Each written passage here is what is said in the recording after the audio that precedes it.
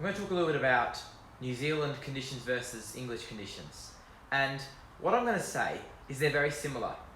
New Zealand summers and English summers are generally around the same amount of rain and around the same temperature.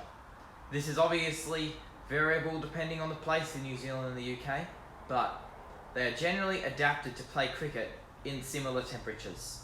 That is laid out in a similar way. Generally, it also rains a little bit in summer in both countries, so you get the humidity and the feeling of swinging, kind of that really sticky but not overly warm conditions that perhaps you would see in subcontinental services. So this interesting point will lead to me talking about India in the World Test Championship final. And regardless of the result of this series, I'm going to take that out of perspective here. India are considerably a much warmer climate. If you're watching India or England, most of the weather there was 38 degrees and sunny. And also the pitches generally spin. So if you see the spinning wickets and you watch cricket on that, the ball will behave differently, therefore India will have to play a little bit differently. So how are they going to adapt for these English conditions? It's going to be interesting. As well as India versus England, they'll be versing each other this August. And my gut feeling is England will do better with the home game advantage. And the thing is, we look at conditions like Australia, and in my perspective, Australia's weather is very variable, because if you look at Hobart or Melbourne, they're quite similar to UK or New Zealand at times. But if you look at somewhere like Brisbane, it's quite similar to India at times. And then Perth is kind of its own just dry, sunny, really bouncy wicket conditions. This upcoming Ashes series between Australia and England is going to be interesting. We know that England will do better in Australia because it's more to do with pace bowling. Then again, Australia is a large continent and it has more diversity in pitches, I would say, just because of its land size purely. In the UK, you've got Edgbaston, which is this game's being played at.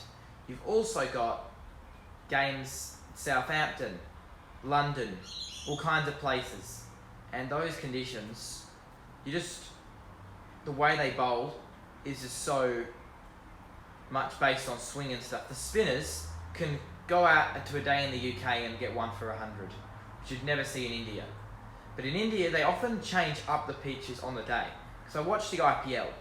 Like in the first section of the IPL, there was pitches that would skid the ball, and one team would make 126, and that would be a hard run chase. Then there'd be other games where there'd be 230 of 20 overs. I know I'm talking about T20, and I've said before, IPL and Test completely different, but these are a conditions comparison. 230 can be a low score on some of those pitches in T20s, but look at India or England, that Test series. There were games that finished in 2 days, and they're not the most consistent wickets that the BCCI are preparing, but it makes the contest a bit more interesting, which I remember talking about in my Cricket Talks podcast, that the conditions weren't great in that test where it finished in 2 days, so we just have to wait and find out. And I had these podcasters from India, Atom Big Cricket, on my following week, and their perspective was probably quite different, and I probably asked different questions, to be honest. Looking back at it, it was quite a while ago. But I think about what we talk about conditions. Now, what type of players do you need to use? Well, New Zealand's bowling attack should be very fit for these English conditions, and I feel like they're doing quite well based on the conditions. And the rivalry, I think, is an underrated contest. And my reason for that is New Zealand and England, if you're talking rugby union, they're massive. In cricket, they're known. They'd be watched. But what happens in my channel is, if you're a New Zealander, please stay at this channel because I really want you to stay here. I haven't had many New Zealander viewers on my channel, so if you're from New Zealand, thank you so much for watching. If you're from the UK, you're a lot more common, but still thanks for watching. I'd like to see some more Kiwis on my channel. And the thing is, this is quite late at night. So I'm not sure that that would particularly work out.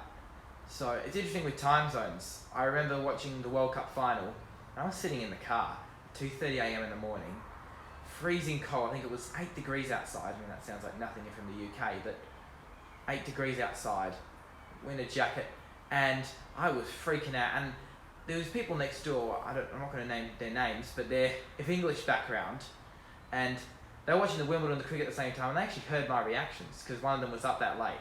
But I wasn't disturbing the camp, I was sitting in the car. And I went to sleep because I was out camping in the tent, and they knocked on my tent, and I thought it was just the wind. So that's my Cricket World Cup 2019 story. I'd like to hear yours in the live chat. Thanks for viewing this part of the program. I'm getting a little bit off track, but we'll get onto it. It's an amateur live stream, and Analog TV is having a great time ranting. Or you can call me Ethan. I don't mind, honestly. Analog TV, Ethan, Analog Ethan, whatever you want to call me. I'm not too bugged, just don't adjust it too much. Anyway, we'll go and continue our stream a bit more and get a bit more on topic.